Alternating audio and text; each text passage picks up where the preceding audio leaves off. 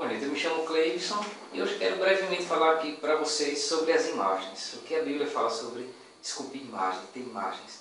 No capítulo 20, no versículo 1, 2, 3, 4 e 5, é o primeiro texto onde a Escritura fala sobre as imagens. No capítulo 4, por exemplo, diz, no versículo 4, aliás, diz: não farás para ti imagem esculpida de nada que se assemelhe ao que está lá em cima nos céus, ou embaixo na terra, ou nas águas que estão debaixo da terra. E o versículo 5, importante: não te prostrarás diante desses deuses e não os servirás, porque o Senhor teu Deus sou um Deus ciumento. O Salmo 115, o Senhor também faz uma proibição, diz isso no versículo 4, 115, versículo 4. Os ídolos deles são prata e ouro, são obras de mão humanas. Eles têm boca, mas não falam, têm olhos, mas não veem, têm ouvidos, mas não ouvem, têm nariz, mas não cheiram. O profeta Isaías também fala sobre essa imagem, o profeta Jeremias, enfim, no Antigo Testamento ele fala sobre a proibição de ter imagens.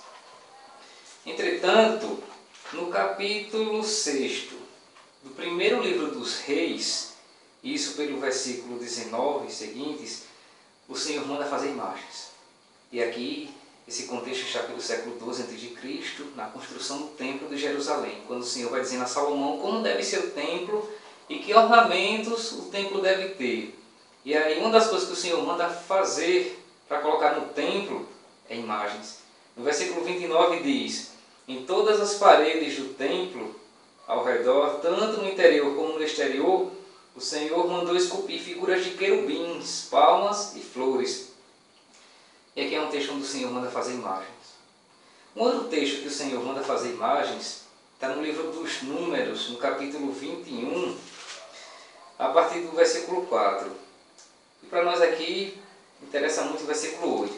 E o Senhor respondeu-lhe: faze uma serpente abrasadora e coloca-a numa haste.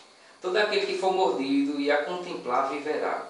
Isso se deu no contexto em que o povo reclama de Deus e de Moisés, e o Senhor manda uma praga de serpentes para morder o povo, e o povo se arrepende, e Moisés intercede pelo povo, e o Senhor diz: faz uma serpente, uma cobra, coloca numa haste, em um poste, e todo aquele que for mordido e olhar para ela ficará curado. E aqui mais uma vez o Senhor, ele manda fazer imagens, certo? E não só ele manda, como ele próprio fez. No capítulo 1, no versículo 26 do Gênesis, o Senhor diz: façamos o homem a nossa imagem e nossa semelhança. E o relato da criação diz que o Senhor fez do barro uma estátua, uma imagem, portanto, e deu vida a ela. E a isso chamou homem. Primeiro a fazer uma imagem, na verdade, foi o próprio Deus. Então por que ora ele proíbe, ora ele permite e ora ele próprio faz? Veja, todo texto ele tem sempre um contexto. E todo texto fora do contexto, ele se torna um pretexto, certo? É importante entender a época e o local em que o texto foi escrito. Sem isso, a gente corre o risco de fazer uma leitura superficial e anacrônica das Escrituras. Esse é um erro que não raramente isso acontece, né? Com muita facilidade e de um modo muito visível e corriqueiro a gente vê esses erros acontecendo. Porque a Bíblia não se explica pela Bíblia, o texto não se explica pelo texto. O texto se explica pelo contexto, certo? Então vamos lá, por que ora Deus proíbe e ora Deus manda? Veja, quando Deus proíbe, o contexto em que o povo de Deus estava, o povo de Israel, era sempre um contexto politeísta, onde eles estavam avizinhados de povos que tinham seus próprios deuses em forma de imagem. E o Senhor diz: não farás imagem. Por quê? Porque Israel, com muita facilidade, seria confundido com os outros povos, seria um povo entre os outros povos. Um povo com imagem. O Senhor diz: não farás para ti imagem de Deus, não farás para ti imagem de Deus. Agora, por que em outros contextos o Senhor manda fazer? Porque ali já não havia mais o risco da confusão com a idolatria. O povo já não se confundiria mais com os outros povos. A cabeça do povo, a consciência já era muito mais tranquila, muito mais equilibrada e muito mais esclarecida, certo? Então no capítulo 6 do primeiro livro dos Reis, por exemplo, o povo já estava na terra prometida, construindo um templo, já tinha todo um pensamento bem elaborado, e o Senhor diz: farás imagem de anjos. Inclusive aqueles querubins, que eram imagem aladas como que anjos, eles eram colocados no Santo dos Santos, que era o lugar mais santo do templo. É o lugar de Deus, é o lugar onde ficava a Arca da Aliança, que era a coisa mais sagrada, né, para os hebreus. E a Arca da Aliança, ela continha os mandamentos de Deus. E ali era a presença de Deus, era onde o Senhor estava, era no Santo dos Santos. E era justamente lá onde tinha imagens de anjos, que o Senhor próprio mandava fazer, sob medidas inclusive. O capítulo 6 do primeiro livro dos Reis fala sobre as medidas de como deveriam ser os anjos, as asas, a altura, a largura, enfim. O Senhor mandou fazer imagens. Por quê? Porque ali não era imagem de deuses e não era imagem para adoração. Não era. É importante entender, quando pensa em imagem, que a proibição está em imagem de deuses para adoração, para fazer daquela imagem um Deus, que era o que os outros povos faziam. E aí por isso que o Senhor diz, eles têm olhos, mas não veem, têm ouvidos, mas não ouvem. Então esses deuses, eles de fato nada são. Agora, a imagem que não será confundida com Deus e não será posta no lugar de Deus e de alguma forma será uma lembrança de Deus, essa a Escritura permite, que é o caso desses anjos. Né? Isso é um exemplo entre outros exemplos.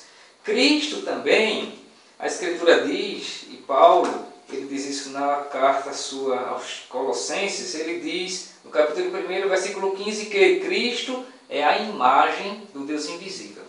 É importante a gente entender que a imagem, ela é uma representação. Imagem é sinônimo disso, de representação.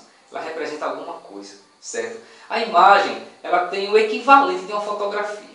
A fotografia, ela representa aquela pessoa que ela retrata, certo? Então, quando você tem uma fotografia da sua mãe, que está longe, ou que faleceu, por exemplo, a fotografia é uma imagem da sua mãe, é uma lembrança, é um retrato. Ela retrata a sua mãe. Ela não é a sua mãe, mas ela lhe leva a sua mãe, ela traz a sua mãe para perto de você. Isso é a dimensão simbólica da vida. A imagem tem essa dimensão, certo? Esse poder de nos levar, de nos colocar diante daquilo que a imagem representa, o retrato, a fotografia representa. Então, a igreja cristã, ela desde cedo começou o uso das imagens. Pelo século IV nós já temos pinturas, temos mosaicos. Né? Existe uma pintura muito antiga, né, do século IV, que representa Maria com o menino, isso entre outras, né? Mas os mosaicos começaram a ser compostos por aí. A tradição cristã sempre usou as imagens como uma forma de lembrar de Deus, nunca para adoração, nunca a tradição cristã usou imagem para adoração, jamais, mas uma forma de lembrar, de retratar alguma coisa que me remete a Deus. É verdade que no século VIII houve uma heresia, né, o iconoclasmo, onde tentou-se quebrar todas as imagens da igreja. Mas aí, né, a igreja cristã se reuniu, pensou, refletiu, sobretudo na figura de São João Damasceno, e viu-se que não, que a imagem é a forma de lembrar de Deus. E a imagem, inclusive, dos santos, ela é uma forma de trazer mais perto, mais material ao Evangelho. Chamava-se até a Bíblia dos Iletrados. Quem olhava para uma imagem de São Bento, por exemplo, via que ali é o Evangelho vivido.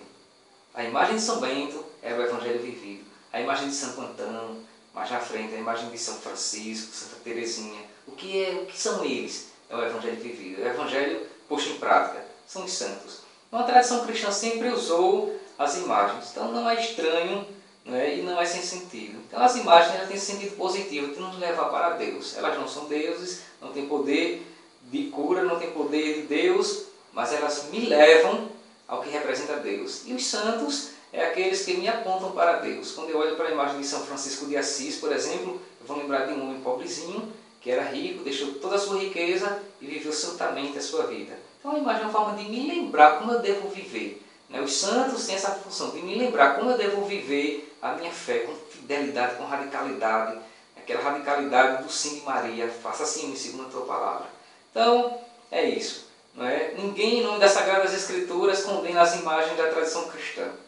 Porque as Escrituras não justificam isso. Lembrem sempre, todo texto dentro de um contexto, para nunca se tornar um pretexto. Um abraço para você.